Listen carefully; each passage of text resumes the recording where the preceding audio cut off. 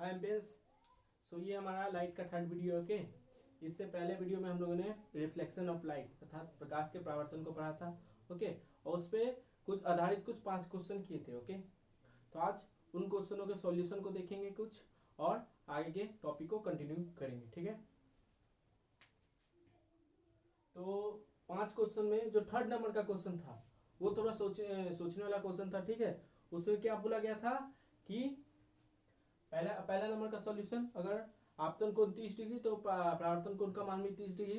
अगर परावर्तन कोण का मान है alpha degree, second number question क्या था, अगर परावर्तन कोण का मान है अल्फा डिग्री तो आपतन कोण का मान भी बराबर होगा और वो कितना होगा, अल्फा डिग्री ही होगा।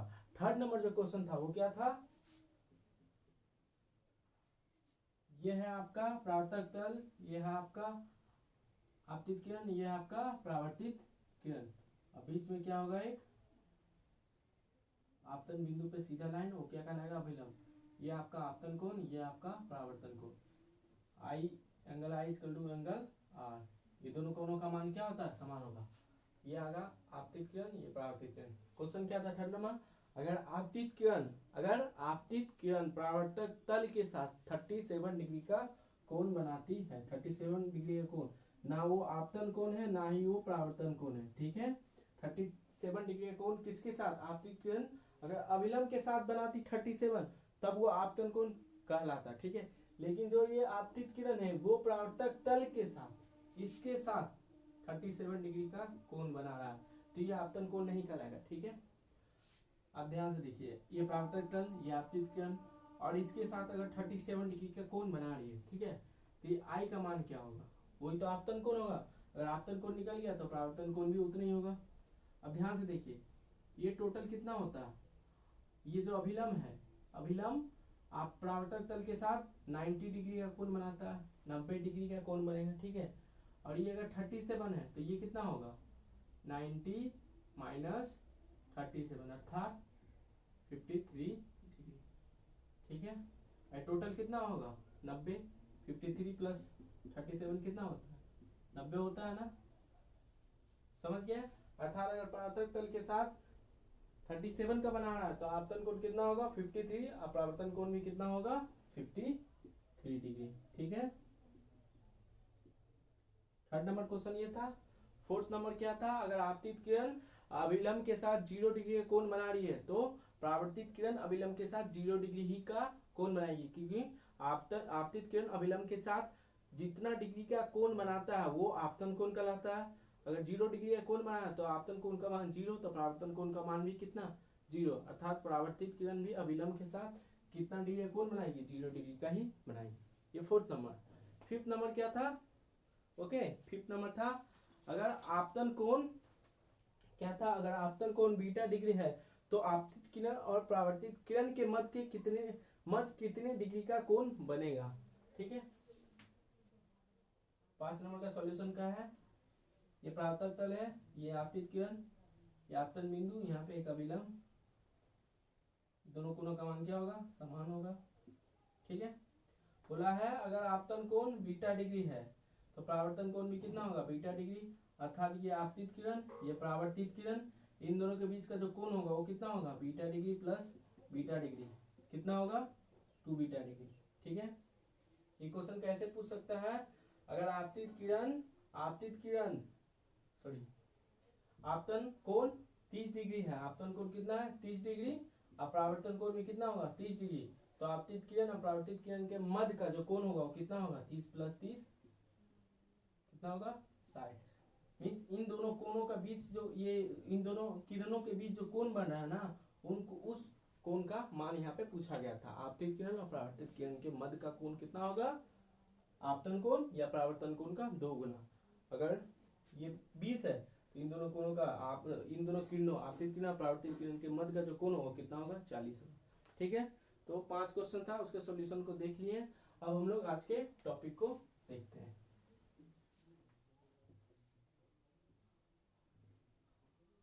ठीक है, तो जो आज का टॉपिक है वो है परावर्तन।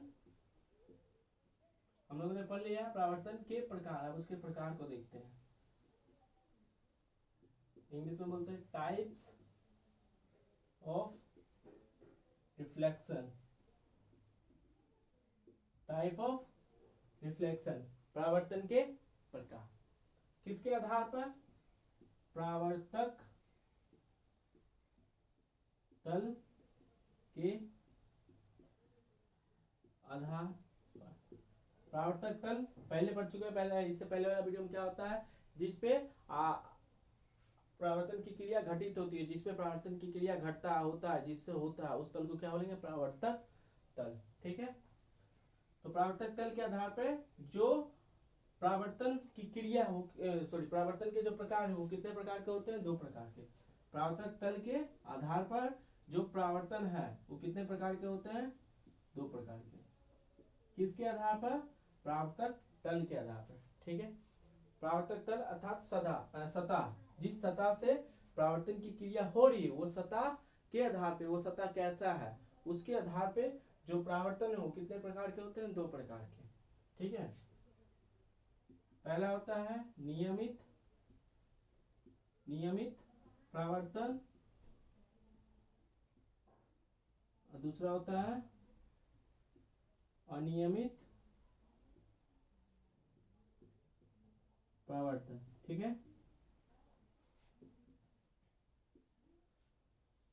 परावर्तक तल के आधार पर परावर्तन 2 प्रकार के होते हैं, पहला है नियमित परावर्तन, दूसरा अनियमित परावर्तन। ठीक है, परावर्तक तल के आधार पर। ठीक है, इसमें परावर्तक तल कैसा होता है? इसमें परावर्तक तल कैसा होता है?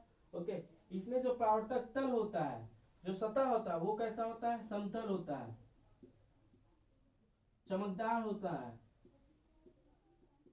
जो नियमित परावर्तन है उसमें जो सतह होता है जिससे परावर्तन होता है, ओके, जिससे परावर्तन, जिसमें प्रकाश आके टकराता है फिर वापस जाता है, वो जो सतह होता है वो कैसा होता है? समतल होता है। ओके, समतल होता है, सब जगह एक समान रहेगा। ठीक है, जैसे ये मेरा बोर्ड, सब जगह क्या है? एक समान है, कहीं ऊंचा कहीं नीचा नहीं है, सब जगह क्या है? समान है। इस प्रकार के सतह क्या बोलेंगे? समतल। थोड़ा चमकदार हो, जैसे नया कोई पॉलिश किया हुआ बर्तन, कोई धातु, ओके, वो कैसा होता है? पॉलिश किया हुआ बर्तन या धातु कैसा होता है? चमकदार होता है। ठीक है, ऐसा अगर सतह मिले, ऐसा अगर सरफेस तल मिले तो उस तल पे जो परावर्तन होगा वो अलग प्रकार से होगा, उस प्रकार के परावर्तन को हम लोग बोलेंगे नियमित परावर्तन। ठीक है, लेकिन अगर कोई ऐसा सतह मिले, कैसा? उबड़ खाबड़, ठीक है, खुरदुरा सतह मिले, उबड़ खाबड़ सतह मिले, अर्थात कहीं कहीं ऊंचा है कहीं नीचा है, इस प्रकार का सतह मिले, इस प्रकार का तल मिले, उस पे जो परावर्तन होगा वो अनियमित परावर्तन। लेकिन जो प्लेन होगा, चमकदार होगा, सब जगह जो उसकी ऊंचाई है वो ऊंचाई गहराई होगा, क्या होगा? एक समान रहेगा, तो उस प्रकार के तल पे जो परावर्तन होगा उस प्रकार के परावर्तन को नियमित परावर्तन, और उबड़ खाबड़ सतह पे जो परावर्तन होगा वो किसी अन्य प्रकार के होंगे, वो क्या होगा? अनियमित परावर्तन। समझ में आया? परावर्तक तल के आधार पर जो परावर्तन है, परावर्तन के कितने प्रकार होते हैं? 2 प्रकार के होते हैं। क्या क्या? अनियमित परावर्तन, सॉरी, नियमित परावर्तन और दूसरा अनियमित परावर्तन। नियमित परावर्तन में जो परावर्तक तल होता है, सतह होता है, वो कैसा होता है? समतल होता है, चमकदार होता है, प्लेन होता है। ठीक है, लेकिन जो अनियमित परावर्तन है, जो अनियमित परावर्तन में जो परावर्तक तल है वो कैसा होता है? उबड़ खाबड़ होता है, कहीं ऊंचा है कहीं नीचा है, ओके, सब जगह एक समान नहीं रहेगा, कहीं ऊंचा है, बहुत ऊंचा है, कहीं बहुत नीचा है, कभी समतल है, कभी फिर ऊंचा नीचा, ऐसा रहेगा। तो उस प्रकार के तल को हम लोग, उस प्रकार के तल पे एक प्रकार का परिवर्तन होगा, उसको क्या नाम दिया? अनियमित। और जो समतल तल पे होगा वो होगा नियमित। ठीक है, तब इसको अलग अलग करके दोनों को पढ़ते हैं ध्यान से। ठीक है, ये क्या चल रहा है? ये परावर्तन के प्रकार चल रहा है, दोनों पे परावर्तन होगा लेकिन दोनों पे एक अलग अलग प्रकार के परावर्तन होगा। ठीक है, तो पहले हम लोग नियमित परावर्तन को पढ़ेंगे। नियमित परावर्तन के लिए जो सरफेस चाहिए, जो तल चाहिए, वो कैसा चाहिए? समतल चाहिए, चमकदार चाहिए, इस प्रकार के तल चाहिए नियमित के लिए। अनियमित होगा तो अनियमित परावर्तन होगा तो उसके लिए उबड़ खाबड़ सतह चाहिए। ठीक है,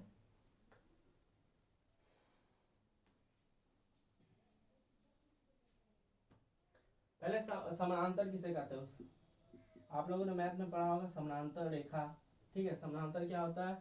जब दो कोई लाइन है, दो कोई रेखा है, ओके, दो कोई लाइन है, दो कोई रेखा है, दोनों के बीच की जो लंबाई है, दोनों के बीच की जो दूरी है, हमेशा क्या रहेगा? अगर एक समान रहेगा, यहाँ अगर 2 सेंटीमीटर है तो यहाँ भी 2 सेंटीमीटर रहेगा, यहाँ भी कितना रहेगा?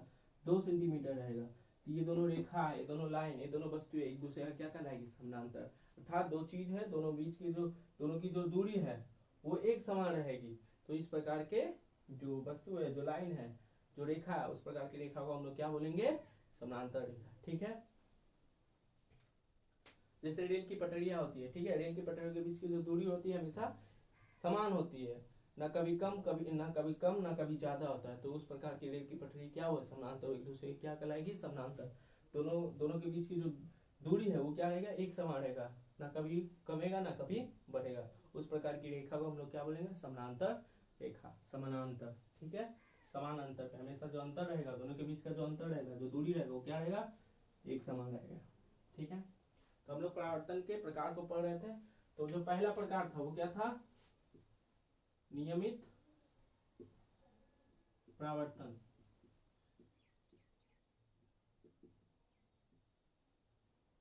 इसको समझ लेते हैं। ठीक है। इस पे नियमित परावर्तन में जो तल चाहिए वो कैसा चाहिए, समतल चाहिए, प्लेन चाहिए। ठीक है। समतल चाहिए, प्लेन चाहिए। इस प्रकार के तल के बारे में हम लोग, समतल चाहिए, प्लेन, समतल या प्लेन चाहिए, या चमकदार चाहिए। चमकदार जैसा आपका कोई पॉलिश किया हुआ कोई बर्तन हो। ठीक है। समतल जैसे इससे पहले वीडियो में हम लोगों ने परावर्तन जब पढ़ा तो दर्पण के बारे में पढ़ा था। दर्पण कैसा होता है, चमकदार होता है और समतल होता है। तो उसी पे हम लोग नियमित परावर्तन को दर्पण पे ही देखते हैं। ठीक है। ये समझ लीजिए दर्पण है, ये पेंट किया हुआ सतह है। ओके, इसको हम लोग ऐसे दिखाते हैं। समतल अर्थात सभी जगह को जो ऊंचाई लंबाई हो क्या रहेगा, समान रहेगा। जो हम लोग का घर में आईना होता है वो क्या होता है, समतल होता है, सभी जगह समान रहता है। ठीक है ना। कभी देखें, कभी आईना ऊपर ऐसे निकला रहे, कभी नीचे धंसा हुआ, ऐसा नहीं रहता। सब जगह जो सब जगह की ऊंचाई लंबाई, ऊंचाई और गहराई वो क्या रहता है, समान रहता है। तो उसको क्या, उस प्रकार के तल पे जो परावर्तन होगा उस प्रकार वो कैसा परावर्तन होगा, नियमित परावर्तन। ठीक है। तो ये समतल है, ऐसा तल है समतल या चमकदार। ठीक है। समझ लीजिए। सूर्य है, सूर्य है तो दिन का समय होगा। ठीक है, दिन का समय है, सूर्य है। ठीक है। यहाँ से बहुत सारी प्रकाश की किरणें निकलेगी। ठीक है, चारों दिशा में फैलेगा, लेकिन हमको कुछ प्रकाश की किरणें इधर भी जाएगा, तो वही प्रकाश की किरणें को दिखा रहा है। ठीक है।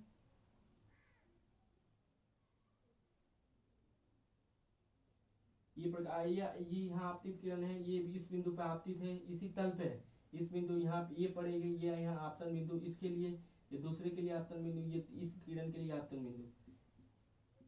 इनके बीच की जो ये एक दूसरे ये जो है एक दूसरे के क्या है, समानांतर। इनके बीच की जो दूरी है वो क्या है, हमेशा एक समान है। टेढ़ा मेढ़ा हो गया थोड़ा, लेकिन होता है क्या, एक समान होता है। वे प्रकाश की किरणें जिनके बीच की जो दूरी रहता है समान रहता है, उन प्रकाश की किरणें को समानांतर प्रकाश की किरणें बोलेंगे। ठीक है। ये समानांतर प्रकाश की किरणें। ठीक है। इन जो यहाँ से यहाँ के बीच की जो दूरी रहेगा, यहाँ यहाँ पहला ये थर्ड वाला और ये फर्स्ट वाला का बीच का जो दूरी रहेगा हमेशा क्या रहेगा, समान रहेगा। तो ये और ये क्या कहलाएगा, समानांतर। इन दोनों सेकंड वाला और फर्स्ट वाला के बीच का जो दूरी रहेगा क्या रहेगा, हमेशा एक समान रहेगा। अगर यहाँ 2 सेंटीमीटर, यहाँ भी 2 सेंटीमीटर, यहाँ भी 2 सेंटीमीटर, तो ये भी क्या कहलाएगा, समानांतर। ठीक है। समानांतर कितने समझ में आया, इसको मिटा देते हैं। ये प्रकाश नहीं दिखा रही, ये हम क्या दिखाए कि इन दोनों के बीच की जो लंबाई है वो क्या है, समान है। ये मत समझ लिया कि यहाँ से प्रकाश इधर जा रहा है। ठीक है। ब्लैक मार्कर इसीलिए उस लंबाई को भी ब्लैक से दिखा दिया है से। ठीक है। ये प्रकाश की किरणें हैं, यहाँ से यहाँ पड़ी, ये दूसरी प्रकाश की किरणें हैं, यहाँ से यहाँ पड़ी, तीसरा है ये आपतित किरण, ये भी आपतित किरण, ये भी आपतित, ये आपतन बिंदु, ये आपतन बिंदु, ये आपतन बिंदु। तो हम लोग क्या डालेंगे, अभिलंब डालेंगे। ये पहला अभिलंब, इस बिंदु पे ये दूसरा, सॉरी आपतन बिंदु से ही गुजरेगा, ये दूसरा अभिलंब, ये तीसरा। देखिएगा ये जो अभिलंब है ये भी आपस में क्या है, समानांतर है। ये भी क्या है, आपस में समानांतर है। ठीक है। इन तीनों के बीच की जो दूरी है हमेशा क्या रहेगी, समान रहेगी। ठीक है। इतना समझ में आ गया। आपतित किरण है, ये अभिलंब खींच दिए। ठीक है। यहाँ से क्या होगा, परावर्तन लगेगा, परावर्तन वापस जाएगा, इधर जाएगा, ये भी परावर्तन होके इधर जाएगा, और ये परावर्तित होके इधर जाएगी। तो परावर्तन के बाद समानांतर प्रकाश की किरणें यहाँ पे पड़ा। ठीक है। परावर्तन हुआ, परावर्तन के बाद ये किरणें परावर्तित होकर उसी माध्यम में वापस उसी माध्यम में चल जाएगा, परावर्तन के नियम के अनुसार उसी माध्यम में चल जाएगा। ठीक है, जिस माध्यम से आया था, हवा से आया था तो हवा में वापस चल जाएगा। जाते समय भी इन दोनों की जो दूरी है, प्रकाश की किरणों के बीच की जो दूरी है वो क्या रहेगा, एक समान रहेगा, समानांतर। जाते समय भी ये क्या होंगे, समानांतर होंगे। क्या होंगे, समानांतर होंगे। ठीक है, तो इस प्रकार के परावर्तन को हम लोग क्या बोलेंगे, नियमित परावर्तन। जब समानांतर प्रकाश की किरणें किसी परावर्तक तल से, किसी समतल तल से, किसी चमकदार तल से टकराती है, तो टकराने के बाद जो प्रकाश की किरणें जाती है वो भी एक दूसरे के क्या रहती है, समानांतर रहती है। तो इस प्रकार के परावर्तन को हम लोग क्या बोलेंगे, नियमित परावर्तन। समझ में आया, प्रकाश की किरणें समानांतर आई, टकराने के बाद समानांतर चली गई, किसके साथ, ये आपस में समानांतर है, समानांतर चली गई। इस प्रकार के परावर्तन को हम लोग क्या बोलेंगे, नियमित परावर्तन। समझ में आया, समानांतर प्रकाश की किरणें आई, टकराई, फिर समानांतर होकर एक दूसरे के समानांतर चली गई, वापस चली गई। इस प्रकार के किरणें को हम लोग क्या बोलेंगे, समानांतर प्रकाश की किरणें। इस प्रकार के परावर्तन को नियमित परावर्तन। ठीक है, देखिए इतना सारा प्रकाश यहाँ पे पड़ा, यहाँ से यहाँ चला गया। अगर यहाँ कोई व्यक्ति खड़ा है, ये इसका आंख है, समझ लीजिए, ठीक है, ये आंख है, तो ये इतना प्रकाश इसके आंखों पे जाएगा, तो ये इसको क्या दिखेगा, ये जो पोर्शन है, ये जो सरफेस है, यहाँ जो एरिया, ये क्या है, ज्यादा चमकदार हो जाएगा, ज्यादा चमकदार होगा। ये इसमें प्रकाश नहीं पड़ा, या प्रकाश बहुत कम पड़ा, तो ये क्या होगा, कम चमकदार। ये इधर वाला पोर्शन क्या होगा, कम चमकदार। आप लोगों ने देखा होगा जब कभी किसी आईने खेला होगा, ओके, मिरर, कोई एक आईना मिरर लेने पे अगर उस पे प्रकाश आपको घर में अगर कोई कांच है तो उस पर टॉर्च मारिएगा, तो किसी एक पोर्शन पे जब जहाँ टॉर्च पड़ेगा वहां ज्यादा चमकदार हो जाएगा। वो जो पोर्शन है आईना का, जो पोर्शन इतना बड़ा आईना है, और इस पे यहाँ पे अगर लाइट पड़ा, ओके, टॉर्च से निकला हुआ लाइट यहाँ पे पड़ा, तो ये ज्यादा चमकदार हो जाएगा। इधर वाला जो क्या होगा, कम चमकदार होगा। अर्थात नियमित परावर्तन में जो कुछ विशेष स्थल है जहाँ परावर्तन हो रहा है, ओके, जहाँ से किरणें टकरा के जा रही है, वो ज्यादा चमकदार होता है। जहाँ पे किरणें नहीं पहुंचती है, कम पहुंचती है, वो क्या होता है, कम चमकदार होता है। तो नियमित परावर्तन समझ में आया, क्या होता है, प्रकाश की किरणें समानांतर आती है, टकराने के बाद समानांतर चली जाती है, एक दूसरे के समानांतर वापस चली जाती है, जिसके कारण क्या होता है, ये जो यहाँ पे बहुत सारी प्रकाश की किरणें इसके आंखों पे जाकर हमारे आंखों पे पड़ती है, जिसके कारण ये क्या होता है, आईना जो होता है धूप में क्या होता है, चमकदार महसूस होता है। हम लोग देखे होंगे कभी कभी घड़ी, कोई घड़ी, ओके, घड़ी क्या होता है, कभी कभी हमारे यहाँ धूप में चलने पे हमारे आंखों पे पड़ती है तो चमकता है। क्यों चमकता है, इस कारण चमकता है, परावर्तन के कारण चमकता है। आईना जो होता है, ठीक है, आईना को धूप में रखने पे, ओके, वो क्या होता है, धूप जब उस पर पड़ती है तो उसमें एक अलग प्रकार का चमक आ जाता है, हमारी आंखें चकाचौंध हो जाती है। क्यों हो जाती है, परावर्तन के कारण। समझ में आया, ठीक है, तो इसको लिख लेते हैं क्या होता है, इस डायग्राम को बना लीजिएगा, ठीक है, इसको पहले लिख लेते हैं क्या होता है, ठीक है। नियमित परावर्तन क्या होती है, जब समानांतर प्रकाश किरणें परावर्तक, कैसा परावर्तक तल होगा, समतल, किरणें समतल चमकदार तल से टकराती है, तो टकराती है, टकराने के बाद क्या होगा, परावर्तन होगा, वापस होती है। तो परावर्तन के बाद भी वो किरणें क्या होती है, आपस में समानांतर होती है। तो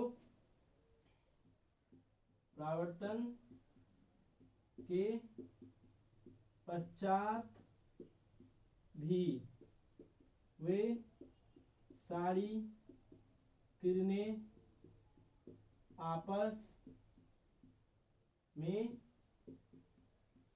समानांतर रहती है। इस प्रकार के परावर्तन को नियमित परावर्तन कहते हैं। जब समानांतर प्रकाश किरणें समतल चमकदार तल से टकराती है तो परावर्तन होता है। परावर्तन के बाद भी जो किरणें हैं, परावर्तन के बाद वो किरणें क्या होगी, परावर्तन जैसे होगा वो किरणें वापस उसी माध्यम में जाएगी, लेकिन जाते समय भी वो किरणें आपस में क्या रहती है, समानांतर ही रहती है। जिस कारण क्या होता है, वो चमकदार हमारी आंखें जब हमारी आंखों पे जब उतने प्रकाश की किरणें पड़ती है, प्रकाश पुंज पड़ता है, तो वो सरफेस जो आईना है वो हमें चमकदार महसूस होता है। ओके, हमारी आंखें क्या होती है, चकाचौंध हो जाती है हमारी आंखें। ठीक है, समझ में आया। नियमित प्रकाश परावर्तन किसे कहते हैं, जब समांतर प्रकाश किरणें समतल चमकदार तल से टकराती है तो परावर्तन के पश्चात भी वे सारी किरणें आपस में समानांतर रहती है। इस प्रकार के परावर्तन को नियमित परावर्तन कहता है। डायग्राम बना लीजिएगा। ये समानांतर आपस में समानांतर, यहाँ टेढ़ा मेढ़ा हो गया होगा, समानांतर दिखा लीजिएगा। ये अभिलंब, ये अभिलंब, ये अभिलंब। देखने वाला बात है, ये जो अभिलंब होता है, तीनों अभिलंब होता है, ये बहुत सारी प्रकार की तीन ही प्रकार से किरणें दिखाया, बहुत सारा प्रकाश होगा। ठीक है, ये जो अभिलंब होता है ये भी आपस में क्या होते हैं, समानांतर होता है। ये टेढ़ा हो गया, समानांतर नहीं होगा, यहाँ चल जाएगा। मैंने ये सीधा दिखा दीजिएगा कि समानांतर है। ठीक है, ये आपतित किरणें, ये परावर्तित किरणें। ठीक है, समझ में आया। नियमित परावर्तन किसे कहते हैं। ठीक है, किस प्रकार के तल से ये होता है, किस प्रकार के तल पे प्रकाश की किरणें पड़ेगी जिसके कारण नियमित परावर्तन होगा। तो पहला तो हमारा दर्पण, समतल दर्पण जो होता है, इस प्रकार के तल पे। ओके, अगर प्रकाश की किरणें पड़ी तो कैसा परावर्तन होगा, नियमित परावर्तन होगा। या फिर कोई पॉलिश किया हुआ, पॉलिश किया हुआ बर्तन, पॉलिश किया हुआ बर्तन पे अगर प्रकाश की किरणें पड़ी तो वो भी क्या होगी, समानांतर चली जाएगी। ओके, और क्या,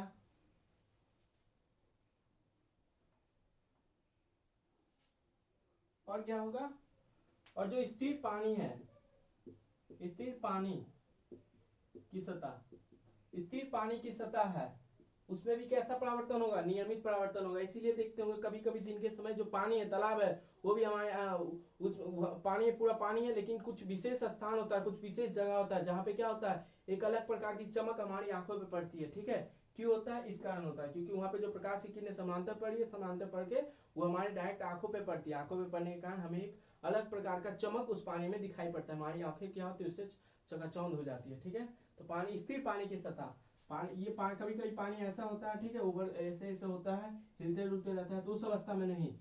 जब पानी क्या हो, स्थिर अवस्था में हो, पानी शांत हो पूरा, उस अवस्था में देखिएगा प्रकाश की किरण, कभी कभी जब प्रकाश की किरणें पड़ती है तो कभी कभी बहुत लाइट वहां से आता हो, लगता है वहां पे कुछ बल्ब जल रहा है, लाइट हो, उसका हमारी आंखों पे पड़ती है दिन के समय। ठीक है, तो इस प्रकार की सतह पे, ओके, किस पे, दर्पण पे, दर्पण पे, समतल दर्पण पे, घरों में जो यूज होता है। ठीक है, या पॉलिश किया हुआ कोई बर्तन है, ठीक है, पॉलिश किया हुआ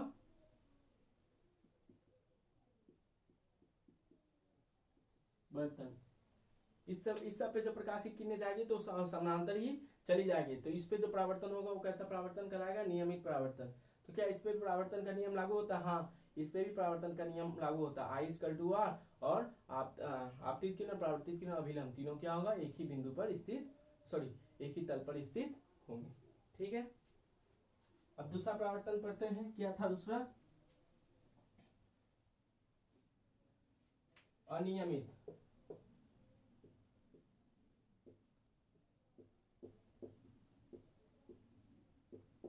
उसमें क्या होता है, समानांतर आई, समानांतर चलेगी, इसमें क्या होगा, समानांतर प्रकाश की किरणें आएगी, किसी तल से टकराएगी, और तल से टकराने के बाद वो समानांतर नहीं रहेगी, सभी दिशाओं में बिखर जाएगी, छिटक जाएगी। तो इस प्रकार के परावर्तन को हम लोग क्या बोलेंगे, अनियमित परावर्तन। लिख लेते हैं, जब समानांतर प्रकाश किरणें किसी ऊबड़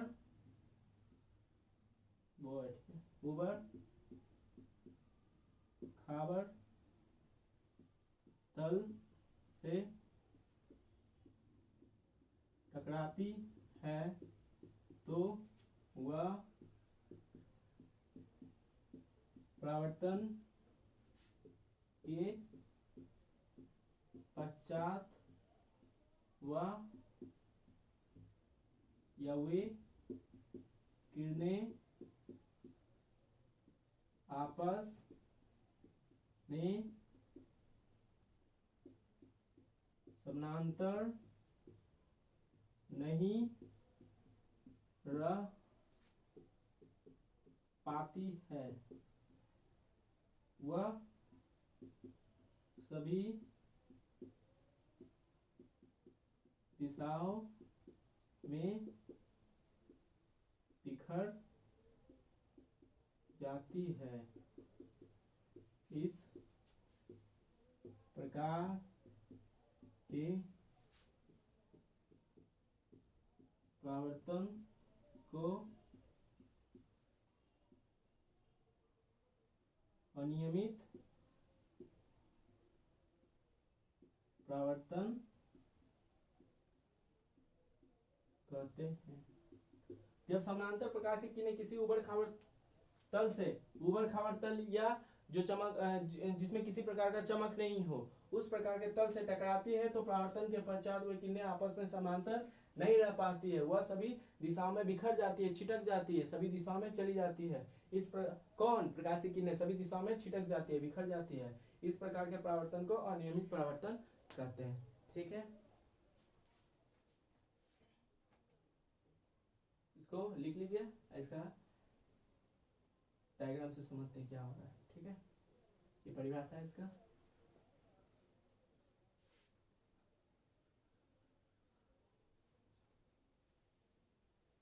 डायग्राम देखिए, कोई उबड़ खाबड़ सतह है ऐसा। ठीक है, ये कोई उबड़ खाबड़ इतना, ये क्या है, परावर्तक तल उबड़ खाबड़ कोई सतह है, उबड़ खाबड़ कोई सतह है, दिन का समय सूर्य है, सेम समानांतर प्रकाश की किरणें आई यहाँ पे, इस तल से टकराई, समानांतर प्रकाश की किरणें आई, समानांतर या आते समय ये समानांतर आती है, आते आई समय। ठीक है, दो ही को दिखा रहे। ठीक है, उसमें 3 को दिखा है, इसमें 3 को दिखा सकते हैं। ठीक है, लेकिन थोड़ा डायग्राम जो होगा गंदा हो जाएगा, इसलिए 2 को दिखाते हैं। 2 ही को किरण, बहुत सारा प्रकाश की किरणें तो बहुत सारी आती है, लेकिन हम 1-2 को दिखा के समझने के लिए 1-2 दिखाते हैं। अभी 2 दिखा रहे हैं। ठीक है, आप 3 भी दिखा सकते हैं। ठीक है, 4 भी दिखा सकते हैं। ठीक है, ये क्या होगा, आपतन बिंदु, ये दूसरा आपतन बिंदु, यहाँ पे एक अभिलंब होगा और यहाँ पे एक अभिलंब होगा। ये इतना डिग्री कोण यहाँ से बना है, ये क्या होगा, इतना डिग्री कोण यहाँ से बनाएगा और यहाँ से ऐसे चला जाएगा। ये इतना डिग्री कोण यहाँ बनाया और ये भी इतना डिग्री कोण यहाँ बनाया। ओके, और ऐसे चला गया, कुछ ऐसे चला गया, सीधा ऐसे चला गया। ठीक है, और ये भी कुछ कोण बना के इसे टकराने के बाद ये सीधा ऐसे चला गया। यहाँ भी परावर्तन का नियम यहाँ भी लागू होगा, उबड़ खाबड़ सतह पे भी परावर्तन का नियम लागू होगा। ये angle I equal to angle R, ये भी angle I equal to angle R। ठीक है, ये कुछ हो सकता है 20-25 और कुछ भी हो सकता है, ये भी 20-25 कुछ हो सकता है, ये भी यहाँ का कोण कुछ अलग बनेगा, यहाँ कोण अलग बनेगा। ये मत समझिएगा ये वाला दोनों समान है। ठीक है, ये दिखाने के लिए बोल दिए, मैंने ये आपतन कोण, ये परावर्तन कोण, ये इसके लिए आपतन कोण, ये इसके लिए परावर्तन कोण है। अब देखिए, ये दोनों आई थी समानांतर, लेकिन दोनों समानांतर नहीं रही, जो टकराने के बाद क्या होगा, अलग अलग दिशाओं में छिटक गई। प्रकाश की किरणें क्या हो गई, अलग अलग दिशाओं में छिटक गई। तो इस प्रकार के परावर्तन को हम लोग क्या बोलेंगे, अनियमित परावर्तन। ये यहाँ पे जो दूरी है, यहाँ पे वो दूरी नहीं रहा। ओके, तो इस प्रकार के परावर्तन को हम लोग क्या बोलेंगे, अनियमित परावर्तन। ठीक है, क्या होता है, उबड़ खाबड़ सतह है। ठीक है, प्रकाश की किरणें आई, यहाँ प्रकाश की किरणें समांतर आई। ठीक है, इन दोनों के बीच की दूरी क्या है, समांतर। ये अभिलंब है, ये I है और ये क्या है, इतना ये R बनेगा सेम, और इधर ओके, और ये क्या होगा, यहाँ भी अभिलंब। देखिए, ये आई थी समानांतर, ये दोनों क्या है, समानांतर है, लेकिन जहाँ जो रही है, ये परावर्तित जो किरणें हैं वो क्या है, समानांतर है। इधर यहाँ की दूरी कुछ अलग है, यहाँ की दूरी कुछ अलग है। तो इस प्रकार के परावर्तन को हम लोग क्या बोलेंगे, अनियमित परावर्तन। कैसा परावर्तन, अनियमित परावर्तन। ठीक है, नियमित परावर्तन, अनियमित परावर्तन। अब अनियमित परावर्तन होता कहाँ है, ठीक है, अनियमित परावर्तन होता कहाँ है। ठीक है। तो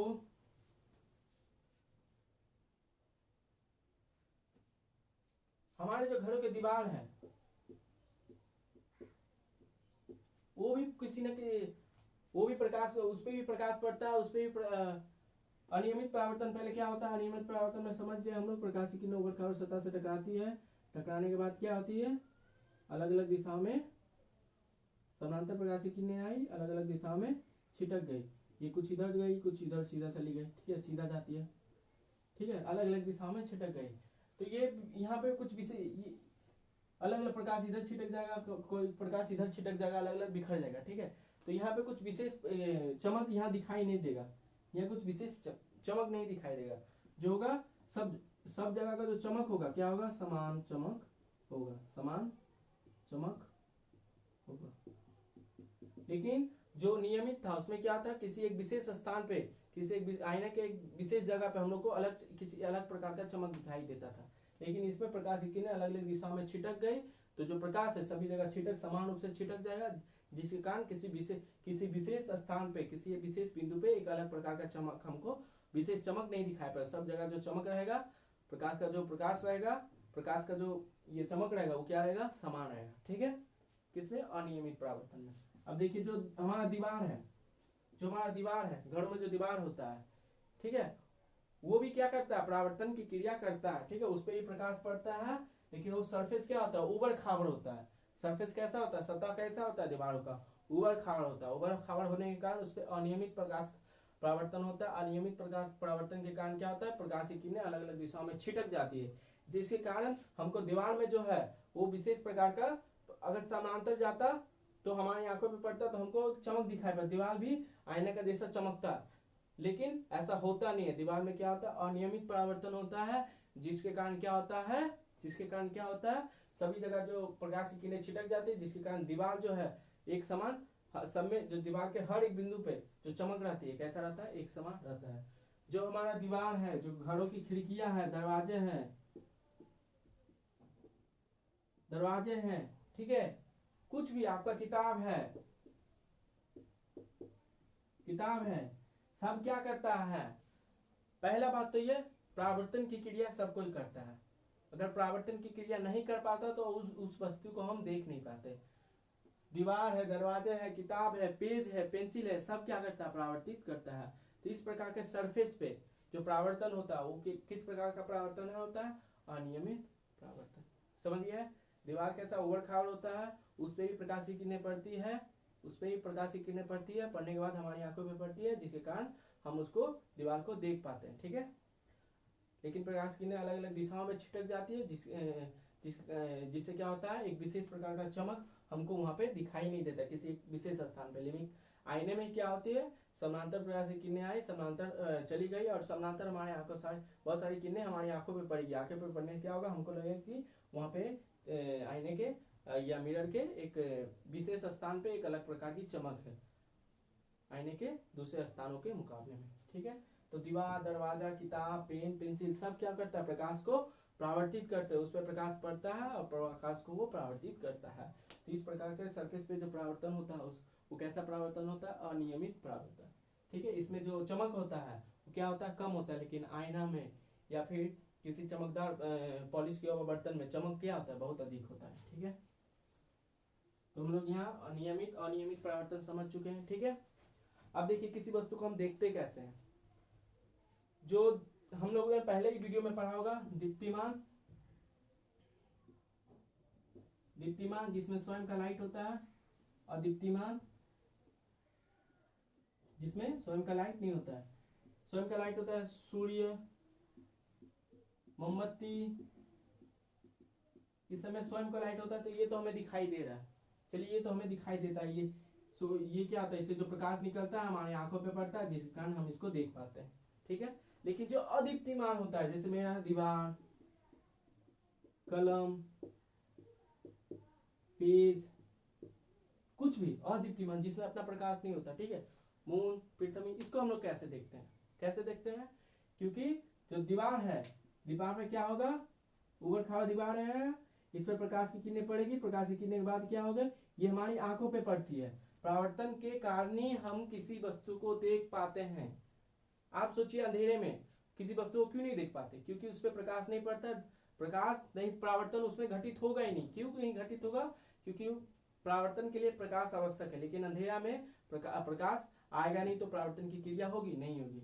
लेकिन जैसे ही दिन के समय या फिर लाइट में जो जिस वस्तु को हम अंधेरे में नहीं देख पाते, जैसे ही जो प्रकाश आता है वह वस्तु हमारे आंखों को ओझल माने हमारी आंखों में दिखाई पड़ती है। क्यों दिखाई पड़ती है? क्योंकि सभी वस्तु परावर्तन की क्रिया करती है। जो दीप्तिमान है उसमें तो स्वयं का प्रकाश होता है, इसलिए उसको परावर्तन की क्रिया करने की आवश्यकता नहीं है। उसमें से प्रकाश निकलता है जिसके कारण उस प्रकाश के कारण हम उसको देख पाते हैं, ठीक है। लेकिन जो अदीप्तिमान है, जिसमें स्वयं का प्रकाश नहीं होता, वो क्या करती है, वो क्या करते हैं, अब उस पर प्रकाश पड़ती है और उस प्रकाश को क्या करती है, परावर्तित करती है। प्रकाश को परावर्तित कर देने के कारण क्या होगा, हम उसको देख पाते हैं। ये मेरा बोर्ड है या ये मेरा मार्कर है, इसमें तो स्वयं का प्रकाश नहीं है, ये दीप्तिमान नहीं है, अदीप्तिमान है। अब इसको हम लोग देखेंगे कैसे, देखते कैसे, ठीक है। क्यों? प्रकाश में ही ये हमको दिखाई देता है। क्यों? देखिए ध्यान से सोचिए। इस पे प्रकाश पड़ा, प्रकाश में पड़ने के बाद परावर्तन की क्रिया होगा, परावर्तन की क्रिया के बाद ये क्या होगा, यहाँ से प्रकाश की किरणें आएगी, यहाँ टकराएगी, टकराने के बाद ये इधर आएगी तो हमारे आंखों में पड़ेगी। आंखों में पड़ने के बाद हम इस अदीप्तिमान वस्तु को देख पाते हैं। समझ गया? सारी वस्तुएं जो अदीप्तिमान होते हैं, जिनमें अपना प्रकाश नहीं होता, उन वस्तुओं को हम कैसे देखते हैं? परावर्तन के कारण, ठीक है।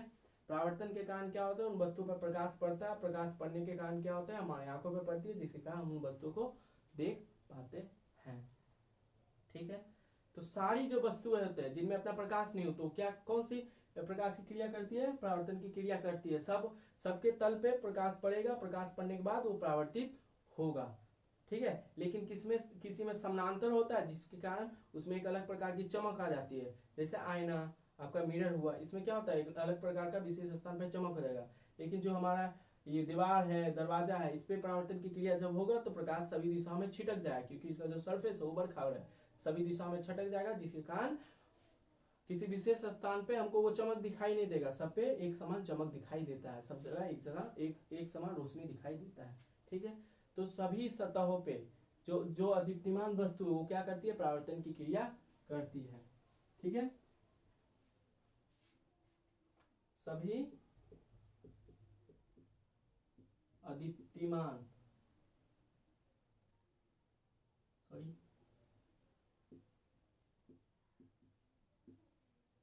अदीप्तिमान तल या सरफेसेस, तल सतह परावर्तन के क्रिया के कारण ही हमें दिखाई देते हैं, ठीक है। ये दीवार आपको क्यों दिखा रहा है? क्योंकि सोचिए कल्पना कीजिए, इस पे प्रकाश पड़ेगा, प्रकाश पड़ने के बाद इस पे क्या होगा, प्रकाश परावर्तित होकर हमारे आंखों पे पड़ेगा और कुछ प्रकाश अलग अलग दिशाओं में छिटक जाएगा। छिटक जाने के कारण क्या होगा, इस पे एक विशेष प्रकार का चमक नहीं होता, सब जगह जो दीवार है सब जगह क्या होगा, समान चमक आपको दिखाई देता है। तो सभी अदीप्तिमान तल सतह परावर्तन के क्रिया को कारण ही हमें दिखाई देते हैं। आपका किताब आपको क्यों दिखाई दे रहा है? उस पर भी परावर्तन की क्रिया होगी, जिसके कारण वो आपको दिखाई देता है, ठीक है। आपका घर, आपका जो सोने वाला बेड है, आपका जो पेन है, वो आपको क्यों दिखाई दे रहा है? परावर्तन के कारण। उस पर भी प्रकाश पड़ेगा, प्रकाश पड़ने के कारण क्या होगा, प्रकाश पड़ने के कारण परावर्तन की क्रिया होगा, वो प्रकाश को परावर्तित कर देगी, ओके, जिसके कारण वो परावर्तित जो प्रकाश है वो हमारी आंखों पे पड़ेगी, जिसके कारण हम उसको देख पाते हैं। समझ गया? इसीलिए दिन माने प्रकाश में ही हम किसी वस्तु को देखते हैं, रात के समय नहीं देख पाते, क्योंकि रात में प्रकाश नहीं होता, दिन के समय प्रकाश होता है, या लाइट जला देते हैं तो प्रकाश होता है, जिसके कारण प्रकाश उस वस्तु पे पड़ता है, पड़ने के बाद वो प्रकाश परावर्तित होकर हमारी आंखों पे पड़ती है, जिसके कारण हम उस वस्तु को देख पाते हैं। तो यहाँ हम लोग ने परावर्तन को पढ़ लिए, ठीक है, परावर्तन के नियम को पढ़। और सभी वस्तुओं पे परावर्तन का नियम, चाहे वो उबड़ खाबड़ हो या फिर चाहे वो समतल हो, सभी तलों पर, चाहे वो उबड़ खाबड़ या समतल चमकदार, सभी पर परावर्तन के दोनों नियम लागू होते हैं। सब पे परावर्तन का दो नियम, पहला नियम आपतन कोण परावर्तन कोण दोनों कोणों का मान क्या होगा, समान होगा। और दूसरा नियम क्या है, आपतित किरण परावर्तित किरण अभिलंब दोनों जो तीनों है एक ही तल पर, एक ही तीनों का आधार क्या होगा, समान होगा। ये नियम सभी वस्तुओं पे क्या होगा, लागू। जो हमें दिखाई देते हैं सभी वस्तुओं पे ये नियम लागू होगा। जो वस्तु हमें दिखाई दे रहा है सभी पे परावर्तन के दो नियम लागू होंगे। कौन कौन, आपतन कोण परावर्तन कोण के मान समान होगा, और वो आपतित किरण परावर्तित किरण और अभिलंब तीनों एक ही तल पर स्थित होगा। क्वेश्चन पूछ सकता है, क्या किसी दीवार पे परावर्तन का नियम लागू होता है? तो हाँ होता है। सभी जो हमें हम जिन चीजों को हम आंखों से देख पाते हैं, जिन चीजों को आंखों से देख पाते हैं उन सब पे परावर्तन का नियम लागू होगा। तो अब हम लोगों ने प्रकाश के बारे में पढ़ लिया था। ओके, प्रकाश से संबंधित परावर्तन है, परावर्तन के नियम को भी पढ़ लिया, और कितने प्रकार के परावर्तन होते हैं उसको भी पढ़ लिया। कोई वस्तु में दिन के समय ही की दिखाई देता है वो भी पढ़ लिया, परावर्तन का क्या महत्व है वो भी पढ़ लिया। ठीक है, कभी कभी माने तालाब है, तालाब के पूरा पानी है, पानी में कुछ विशेष स्थान है, उस पर एक विशेष प्रकार का चमक दिखाई पड़ता है, क्यों दिखाई देता है वो भी पढ़ लिया। आईना में हम लोग देखते हैं, आईना में भी हमारी आंखों पे जब दिन के समय या कोई टॉर्च के कारण प्रकाश जब आईना में पड़ती है तो हमारी आंखों जब पड़ती है तो हमारी आंखें चंद्रा जाती है। क्यों चंद्रा जाती है, क्योंकि वहां से प्रकाश निकल रही है, बहुत सारी प्रकाश की किरणें समानांतर हमारी आंखों में पड़ती है। ये पढ़ लिया। ठीक है, तो आज के लिए इतना ही, और अगले वीडियो से हम लोग मिरर अर्थात दर्पण के बारे में पढ़ेंगे। दर्पण कितने प्रकार के होते हैं, दर्पण में जो प्रतिबिंब बनता है, दर्पण के पीछे दर्पण में जो हमारे जैसा एक चेहरा और बनता है, हमारे जैसा ही कोई व्यक्ति रहता है, मतलब बनता है जो दिखाई देता है, वो क्या होता है, वो सब के बारे में हम लोग नेक्स्ट वीडियो में दर्पण में पढ़ेंगे। ठीक है, आज के लिए इतना ही।